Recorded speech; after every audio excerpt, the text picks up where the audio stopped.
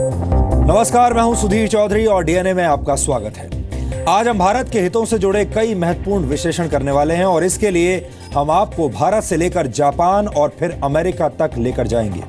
आज जापान और भारत ने ऐतिहासिक सिविल न्यूक्लियर डील पर हस्ताक्षर कर लिए हैं। भारत जापान के साथ परमाणु करार करने वाला पहला ऐसा देश है जिसने परमाणु अप्रसार संधि यानी एनपीटी पर हस्ताक्षर नहीं किए हैं। यह बहुत बड़ी बात है क्योंकि जो देश परमाणु शक्ति का प्रयोग विकास से जुड़े हुए कार्यों के लिए करना चाहता है उसे परमाणु अप्रसार संधि पर हस्ताक्षर करने ही पड़ते हैं। लेकिन भारत के शानदार परमाणु रिकॉर्ड और जापान के साथ गहरी दोस्ती को देखते हुए दोनों देश इस डील को लॉक करने में कामयाब हो गए हैं। इस डील के सभी पहलुओं के बारे में आज हर हिंदुस्तानी को जानकारी होनी चाहिए। आज हमारे पास करेंसी वाली क्रांति की इनसाइड स्टोरी भी आई है। 500 और 1000 रुपए के नोट बंद किए जाने के बाद से जी न्यूज लगातार आपको देश के अलग अलग हिस्सों से ग्राउंड रिपोर्टिंग दिखा रहा है, लेकिन आज हम सीधे सिस्टम से सवाल करेंगे। आज मैंने डीमोनेटाइजेशन यानी करेंसी वाली क्रांति के मुद्दे पर देश के वित्त मंत्री अरुण जेटली के साथ एक संवाद किया है और इस संवाद में कई ऐसी नई बातें निकलकर सामने आई हैं जो अब तक किसी को पता नहीं थी। अरुण जेटली से हमने ये भी पूछा कि इस फैसले और इससे जुड़ी पूरी प्रक्रिया को कैसे उन्होंने गुप्त रखा और कैसे ये खबर लीक नहीं हुई और क्या इसके बारे में कैबिनेट मंत्रियों को भी जानकारी नहीं थी। इन सवालों का अरुण जेटली ने आज क्या जवाब दिया ये थोड़ी देर में आपको पता चलेगा। इसके अलावा हम आपको ये भी बताएंगे कि भारत के रक्षा मंत्री मनोहर पर्रिकर के एक निजी विचार ने कैसे पाकिस्तान को गहरी चिंता में डाल दिया है। मनोहर पर्रिकर ने कहा है कि अगर आपका पड़ोसी आप पर हमला कर दे तो आपके पास रूल बुक खोलकर पढ़ने का वक्त नहीं होगा। इसलिए परमाणु हथियारों को लेकर फर्स्ट यूज पॉलिसी का कोई मतलब नहीं है। पर्रिकर के मुताबिक पॉलिसी ये होनी चाहिए कि परमाणु शक्ति का इस्तेमाल जिम्मेदारी से किया जाएगा। इस बयान ने पाकिस्तान को बेचैन कर दिया है और इसी बीच अमेरिका में राष्ट्रपति चुनाव में डोनाल्ड ट्रंप की जीत से न्यू वर्ल्ड ऑर्डर यानी एक नई विश्व व्यवस्था बनने लगी है। पूरी दुनिया में अलग अलग देशों की कूटनीतिक शक्तियों का संतुलन अब बदल रहा है। ऐसे हालात में भारत की कूटनीतिक ताकत कैसे बढ़ रही है ये समझना आपके लिए जरूरी है। अमेरिका पर भी हमारी आज गहरी नजर रहेगी।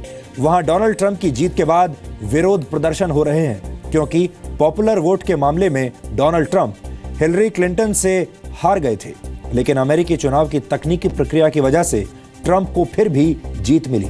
ऐसे हालात में आपको यह भी पता होना चाहिए कि डोनाल्ड ट्रंप पॉपुलर वोट के मामले में हारने के बावजूद अमेरिका के राष्ट्रपति कैसे बन गए और इसके लिए आपको अमेरिका की चुनाव प्रक्रिया को ठीक से समझना होगा और आज हम इसमें आपकी पूरी मदद करेंगे। लेकिन आज का डीएनए टेस्ट शुरू करने से पहले देखते हैं आज की तमाम बड़ी खबरें नॉनस्टॉप न्यूज में। भारत और जापान ने आज सिविल न्यूक्लियर डील पर दस्तखत किए। टोक्यो में प्रधानमंत्री नरेंद्र मोदी और जापान के पीएम शिंजो अबे ने इस समझौते पर हस्ताक्षर किए। एनपीटी पर दस्तखत न करने वाला भारत इकलौता देश है जिसके साथ जापान ने ये समझौता किया है। प्रधानमंत्री नरेंद्र मोदी ने कहा है कि क्लीन एनर्जी पार्टनरशिप के लिए ये एक ऐतिहासिक कदम है। Our cooperation in this field will help us combat the challenge of climate change. I also acknowledge the special significance that such an agreement has for Japan. Japan के PM Shinzo Abe ने कहा कि समझौते के बाद भारत परमाणु ऊर्जा और अप्रसार के क्षेत्र में जिम्मेदारी से काम करेगा। परमाणु समझौते के बाद दोनों देशों की कंपनियां इस क्षेत्र में साझा कारोबार कर सकेंगी। भारत ने परमाणु डील के अलावा जापान के साथ आज 9 और समझौतों पर दस्तखत किए।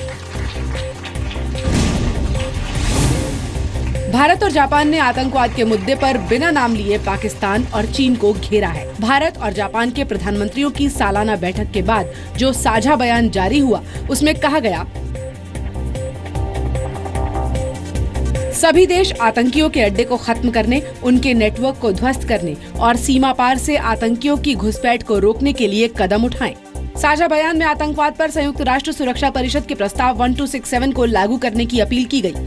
भारत ने सिक्योरिटी काउंसिल के इसी प्रस्ताव के तहत जैश-ए-मोहम्मद के चीफ मसूद अजहर पर बैन लगाने की मांग की है, जिस पर चीन अड़ंगे लगा रहा है। साझा बयान में कहा गया कि दोनों प्रधानमंत्रियों ने पाकिस्तान से 2008 मुंबई हमले और 2016 के पठानकोट हमले के दोषियों को सजा दिलाने की मांग की है। दोनों नेताओं ने उरी और ढाका आतंकी हमले में मारे गए लोगों को श्रद्धांजलि भी दी। सरकार ने जरूरी सेवाओं के लिए 500 और 1000 रुपए के पुरानी करेंसी नोट्स का इस्तेमाल करने की छूट 72 घंटों के लिए बढ़ा दी है। ये छूट सरकारी अस्पतालों, रेलवे स्टेशनों, पेट्रोल पंप और मेट्रो जैसी जगहों पर थी, जिसकी मियाद आज रात 12 बजे खत्म हो रही थी। उधर वित्त मंत्रालय ने 600 से अधिक जूलर्स से 7 नवंबर के बाद की बिक्री का ब्यौरा देने को कहा है। दिल्ली, मुंबई समेत 25 शहरों के जूलर्स को ये नोटिस दिया गया है। इससे पहले वित्त मंत्रालय जूलर्स को पैन डिटेल्स के साथ ज्वेलरी बेचने का निर्देश दे चुका है। प्रवर्तन निदेशालय ने विदेशी मुद्रा का लेन देन करने वाले 67 डीलर से पूछताछ शुरू की है। ये पूछताछ पुराने करेंसी नोट्स को विदेशी मुद्रा में बदले जाने की आशंकाओं को लेकर हुई है। रेल मंत्रालय ने भी एक स्पेशल सेल बनाकर रेल टिकटों पर 50,000 से ज्यादा के रिफंड पर जांच शुरू कर दी है। रेलवे की सख्ती के बाद मुंबई में 10 नवंबर को दूसरे शिफ्ट में टिकटों की बुकिंग में 50% की कमी दर्ज की गई। देश में 500 और 1000 के नोट पर बैन लगाए जाने के बाद वित्त मंत्री अरुण जेटली ने जी न्यूज को दिए इंटरव्यू में कहा है कि सरकार के इस कदम से देश की अर्थव्यवस्था बेहतर होगी। जेटली ने बताया कि नोट बैन के बाद 10 नवंबर को सिर्फ स्टेट बैंक में ही 32,000 करोड़ जमा हुए। हमने पर्याप्त कैश रिजर्व बैंक ने पूरी इस व्यवस्था में डाला हुआ है, इसलिए और टाइम 30 दिसंबर तक है और इसकी शुरुआत में ही इतनी अधिक संख्या में लोग आए हैं और सबको पैसा मिल रहा है। अब थोड़ा तकलीफ होती है कि आपको, जिसका हमें खेद है कि वेट करना पड़ेगा। जेटली ने बताया कि रिजर्व बैंक ने सरकार को 5,000 और 10,000 के नोट भी जारी करने का सुझाव दिया था, लेकिन सरकार ने 2,000 का नोट जारी किया ताकि देश की अर्थव्यवस्था में पर्याप्त नकदी बनी रहे। रिजर्व बैंक का तो ओरिजिनल सुझाव 5,000 10,000 का था, वो सरकार को स्वीकार नहीं था, तो इसलिए 2,000 के कुछ रहेंगे। और ये भी आपको रिप्लेसमेंट की ईज के लिए रिजर्व बैंक ने सजेस्ट किए हैं। वित्त मंत्री ने ये भी कहा कि सरकार काले धन के खिलाफ लड़ाई को गंभीरता से लड़ रही है और पहली बार आम लोगों को ईमानदारी का प्रीमियम भी मिला। उन्होंने फैसले से लोगों को हो रही परेशानी पर खेद जताया। फिर रिजर्व बैंक का नोट बैन के बाद कल से देश भर के बैंकों में पुराने 500 और 1,000 रुपए के नोट बदले जाने का काम जारी है। स्टेट बैंक ऑफ इंडिया ने कुछ आंकड़े जारी किए हैं।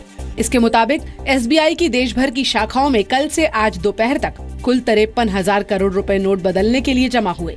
कल SBI में 31,000 करोड़ और आज 22,000 करोड़ रुपए जमा हुए। वहीं SBI ने कुल 1,500 करोड़ रुपए के नए नोट लोगों को जारी कर दिए हैं। इनमें से कल 750 करोड़ और आज दोपहर तक 723 करोड़ रुपए जारी किए गए। देश भर में SBI के कुल 21,000 ATM और 8,000 कैश डिपॉजिट मशीनें हैं।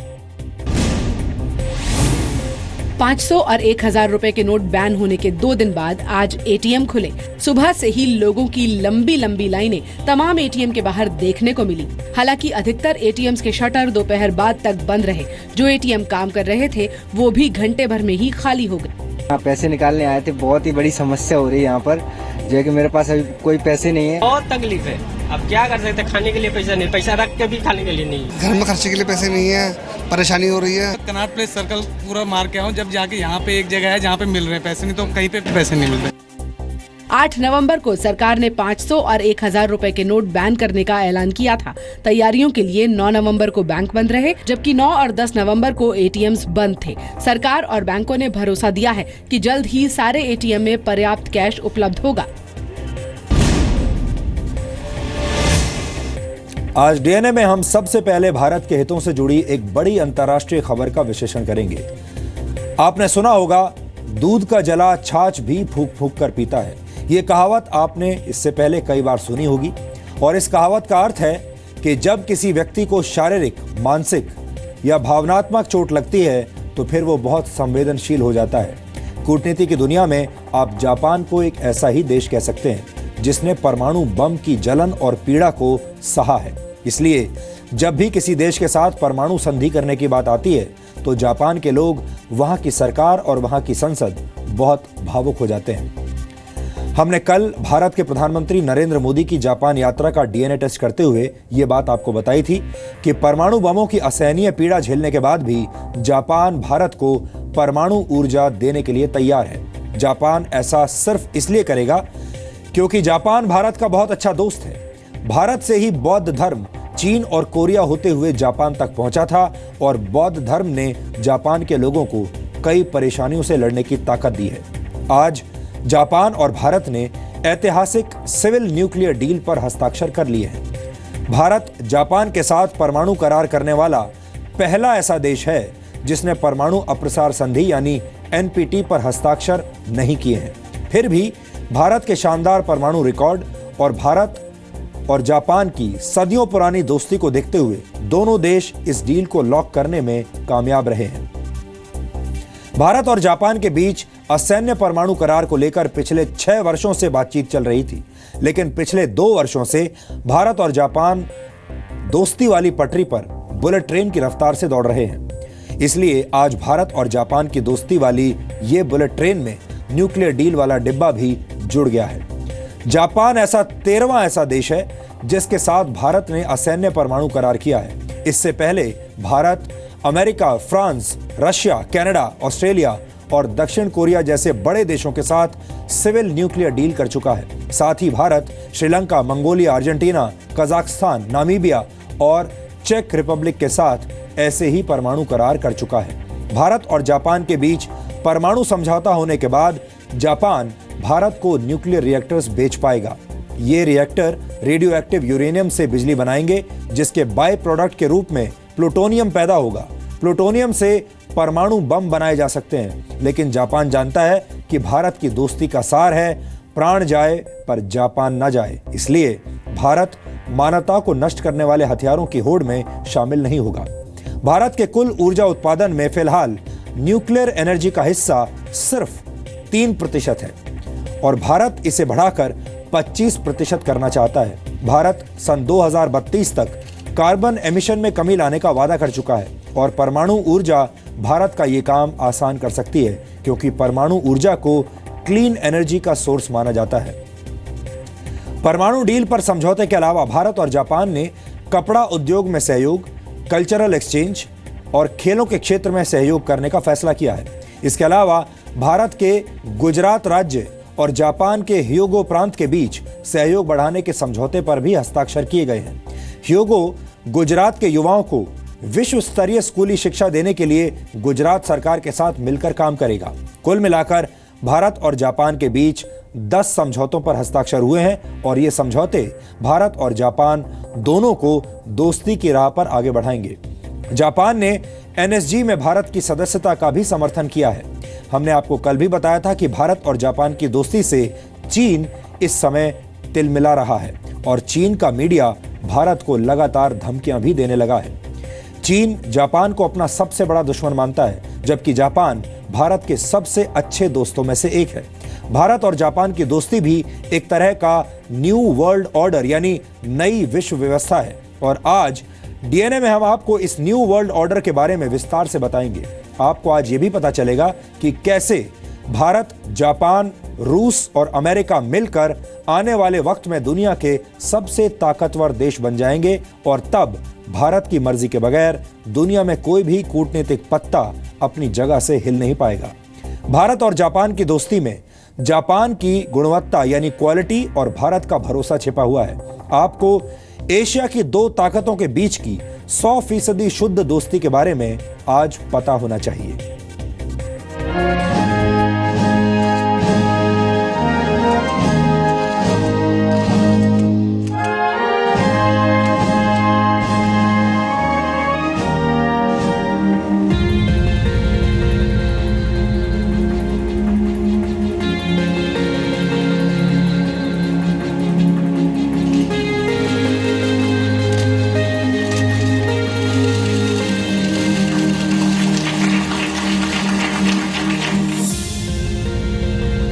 A Jain Buddhist saying in Japan it says, Igicho Ichie, which means that our every meeting is unique and we must treasure every moment.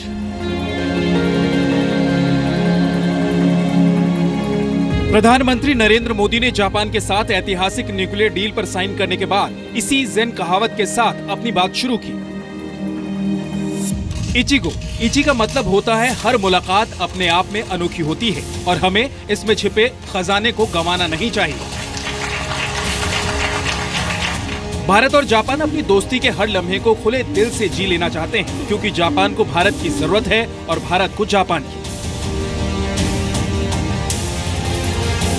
Signing of the agreement for cooperation in peaceful use of nuclear energy marks a historic step in our engagement to build a clean energy partnership. Our cooperation in this field will help us combat the challenge of climate change. Bharat के साथ असैन्य परमाणु करार करने वाला Japan 13वां देश है, लेकिन इस डील की अहमियत इसलिए ज्यादा है क्योंकि जापान दुनिया का अकेला ऐसा देश है जिसने परमाणु हमले का दर्द सहा है, अपने लोगों की चीखें सुनी हैं और 2 लाख से ज्यादा लोगों को मौत के मुंह में जाते हुए देखा है।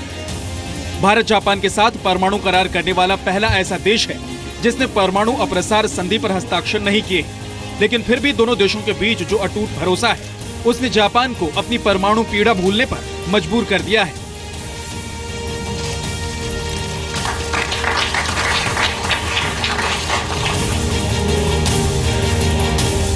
ただいま日印原子力協定に調印できたことを大変喜ばしく思います。我が国は唯一の被爆国として核兵器のない世界の実現に向けて国際社会をリードしていく使命を負っています。जापान भारत को न सिर्फ न्यूक्लियर रिएक्टर देगा बल्कि न्यूक्लियर ईंधन और तकनीक भी मुहैया कराएगा। जापान भारत की दोस्ती ने चीन को चौंका कर रख दिया है। साउथ चाइना सी पर चीन चाहकर भी अपने पंख नहीं फैला पा रहा और उसकी वजह है इस इलाके में चीन के सामने भारत, अमेरिका और जापान की दोस्ती वाली दीवार।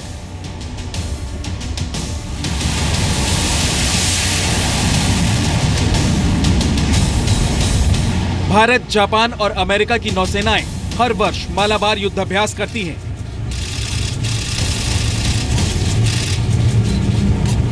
ये चीन को नागवार गुजरता है, लेकिन भारत और जापान साफ कर चुके हैं कि साउथ चाइना सी पर चीन के सारे दावे गैर कानूनी हैं और इन गैर कानूनी दावों को भारत जापान की दोस्ती इस समुद्र में डुबो देगी।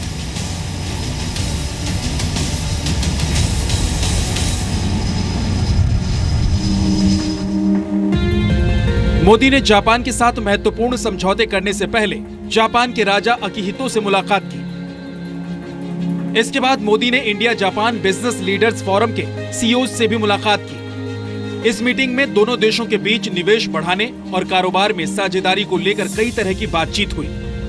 मोदी ने यह भी कहा कि वो भारत को दुनिया की सबसे बड़ी ओपन इकोनॉमी बनाना चाहते हैं।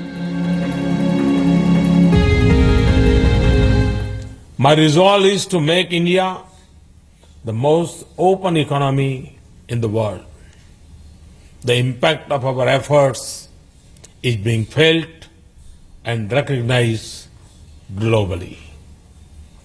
FDI equity inflows have gone up by 52% in last 2 years. Bharat को उम्मीद है कि जापान की तकनीक और मशीनें भारत की ऊर्जा और संसाधनों के साथ मिलकर इस दुनिया का नक्शा बदल सकती है। प्रधानमंत्री नरेंद्र मोदी ने जापान के पूर्व प्रधानमंत्री योशिरो मोरी से भी मुलाकात की। भारत और जापान ने अलग अलग क्षेत्रों में हाथ मिलाकर साफ कर दिया है कि चीन की चेन पुलिंग इस दोस्ती की रफ्तार को कम नहीं कर पाएगी।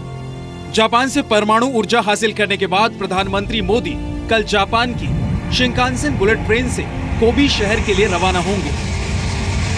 जापान का high speed railway Shinkansen system के तहत ही मुंबई अहमदाबाद के बीच हाई स्पीड कॉरिडोर बना रहा है।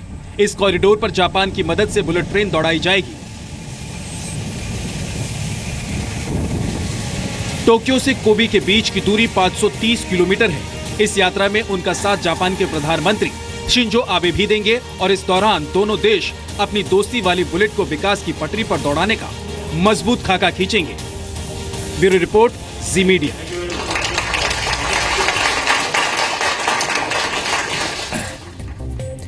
नरेंद्र मोदी और शिंजो आबे की दोस्ती बहुत पुरानी है। शिंजो आबे ट्विटर पर सिर्फ 13 लोगों को फॉलो करते हैं और नरेंद्र मोदी उनमें से एक हैं।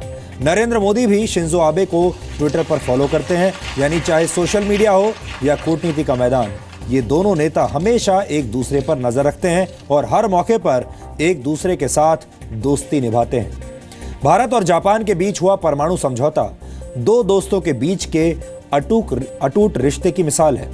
भारत दिल से चाहता है कि दुनिया में जितने भी देश हैं उनसे भारत की दोस्ती हो और सभी देश विकास के रास्ते पर मिलकर चलें। लेकिन कूटनीति की दुनिया की कड़वी सच्चाई ये है कि यहाँ दोस्तों से ज्यादा दुश्मन होते हैं और ये दुश्मन अक्सर भारत को चोट पहुंचाने की कोशिश करते रहते हैं। आपके निजी जीवन में भी ऐसा ही होता होगा। और ऐसे ही एक दुश्मन का नाम है पाकिस्तान, जो भारत को दर्द देने की कोशिश में लगा रहता है। भारत ने जापान के साथ परमाणु करार किया है, लेकिन सच ये है कि परमाणु शब्द सुनते ही ज्यादातर देशों की शांति भंग हो जाती है। पाकिस्तान ने जब से परमाणु हथियार हासिल किए हैं तब से लेकर अब तक वो एक जिम्मेदार देश बनने की बजाय एक ऐसे देश में तब्दील हो चुका है जिस पर हर वक्त परमाणु बम का नशा हावी रहता है। लेकिन भारत पाकिस्तान जैसे देशों को उनकी हैसियत बताना अच्छी तरह जानता है। भारत ने जब पहली बार परमाणु परीक्षण किया था तो उस प्रोजेक्ट का कोड नेम था स्माइलिंग बुद्धा, यानी मुस्कुराते हुए भगवान बुद्ध। भगवान बुद्ध शांति के प्रतीक हैं और इसीलिए भारत परमाणु ताकत का इस्तेमाल शांतिपूर्ण कार्यों के लिए ही करना चाहता है। भारत ने मुस्कुराते हुए जापान के साथ असैन्य परमाणु करार किया है, लेकिन पाकिस्तान को भी उसी की भाषा में जवाब दे दिया है। भारत और जापान के बीच सिविल न्यूक्लियर डील पर साइन होने से कुछ घंटे पहले भारत के रक्षा मंत्री ने भारत की परमाणु नीति पर एक निजी विचार देश के सामने रखा था। रक्षा मंत्री मनोहर पर्रिकर ने कहा था कि नो फर्स्ट यूज पॉलिसी देश की ताकत को कम करती है। पर्रिकर ने यह भी कहा है कि नो फर्स्ट यूज पॉलिसी की जगह पॉलिसी ये होनी चाहिए कि परमाणु हथियारों का इस्तेमाल पूरी जिम्मेदारी के साथ किया जाएगा। हमें लगता है कि यह भारत का कूटनीतिक माइंड गेम है, जिसमें एक तरफ परमाणु शक्ति का इस्तेमाल शांतिपूर्वक करने वाली सोच है, तो दूसरी तरफ पाकिस्तान जैसे देशों के लिए भारत का संदेश ये है कि हमारे पास परमाणु हथियार वाला निजी विचार भी मौजूद है। अब हम देश के रक्षा मंत्री मनोहर पर्रिकर के उस निजी विचार का विश्लेषण करेंगे जिसने पाकिस्तान को गहरी चिंता में डाल दिया है। मनोहर पर्रिकर के इस निजी विचार को आप पाकिस्तान की न्यूक्लियर पॉलिसी पर भारत की सर्जिकल स्ट्राइक भी कह सकते हैं। मनोहर पर्रिकर ने कहा है कि परमाणु हथियारों के मामले में नो फर्स्ट यूज पॉलिसी से देश की ताकत कमजोर होती है। उन्होंने इसे अपना निजी विचार बताते हुए कहा है कि नो फर्स्ट यूज पॉलिसी की जगह पॉलिसी ये होनी चाहिए कि परमाणु हथियारों का इस्तेमाल गैर जिम्मेदारी से नहीं किया जाएगा। पर्रिकर ने कहा है कि अगर आपका पड़ोसी आप पर हमला कर दे तो आपके पास उस वक्त रूल बुक खोलकर पढ़ने का वक्त नहीं होगा। हमें लगता है कि देश के रक्षा मंत्री के इस निजी बयान और विचार में पाकिस्तान की नींद उड़ाने की पूरी क्षमता है, पूरी ताकत है। इसलिए हम इस बयान का आज एक गहरा विश्लेषण करेंगे, लेकिन उससे पहले मैं आपको न्यू वर्ल्ड ऑर्डर यानी नई विश्व व्यवस्था के बारे में बताना चाहता हूं। आप अमेरिका में डोनाल्ड ट्रंप की जीत के बाद से इस शब्द को कई बार सुन चुके होंगे और पढ़ चुके होंगे। यह शब्द क्यों चर्चा में है और क्यों इस शब्द का गहरा रिश्ता भारत से है, ये आज मैं आपको बताऊंगा। न्यू वर्ल्ड ऑर्डर एक कॉन्स्पिरेसी थ्योरी भी है और एक राजनीतिक सच्चाई भी है। न्यू वर्ल्ड ऑर्डर का मतलब होता है ऐसी परिस्थितियां पैदा हो जाना जिनसे पूरी दुनिया का शक्ति संतुलन बदल जाए, यानी जो ताकतवर है वो कमजोर हो जाए और जो कमजोर है उसकी ताकत बढ़ जाए। और इस नई विश्व व्यवस्था में भारत एक बहुत बड़ी ताकत बनने जा रहा है, यानी दुनिया की जो व्यवस्था है वो अब पहले के मुकाबले बदल जाएगी, पहले से अलग हो जाएगी। ऐसा क्यों होगा और कैसे होगा, ये समझने के लिए आपको अमेरिका चलना होगा। अमेरिका के अरबपति कारोबारी डोनाल्ड ट्रंप अमेरिका के राष्ट्रपति चुन लिए गए हैं और अब इस बात की चर्चा जोरों पर है कि ट्रंप के कैबिनेट में कौन कौन लोग होंगे। आज हम आपको बताना चाहेंगे कि अमेरिका में विदेश मंत्री का पद बहुत महत्वपूर्ण माना जाता है। अमेरिका का विदेश मंत्री इतना ताकतवर होता है कि उसे राष्ट्रपति के बाद नंबर 2 माना जाता है। ट्रंप के कैबिनेट में विदेश मंत्री के तौर पर जिनका नाम इस वक्त सबसे आगे चल रहा है वो है अमेरिका के रिपब्लिकन नेता न्यूट गिंगरिच।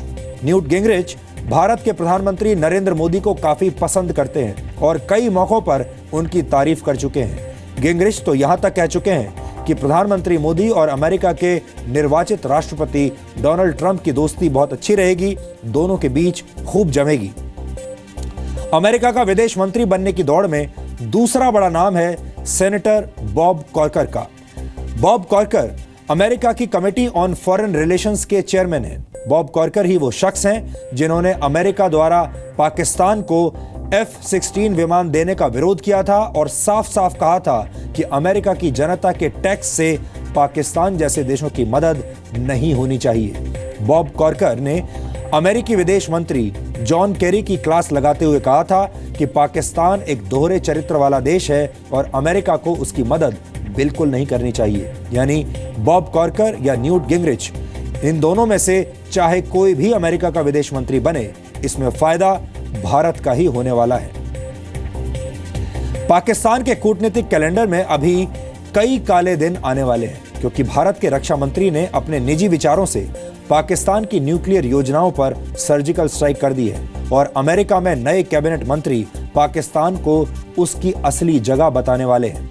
अमेरिका का नया कैबिनेट पाकिस्तान के साथ साथ चीन को भी कमजोर कर सकता है, जिससे भारत की ताकत बढ़ेगी और भारत नई विश्व व्यवस्था का सबसे महत्वपूर्ण देश बन जाएगा।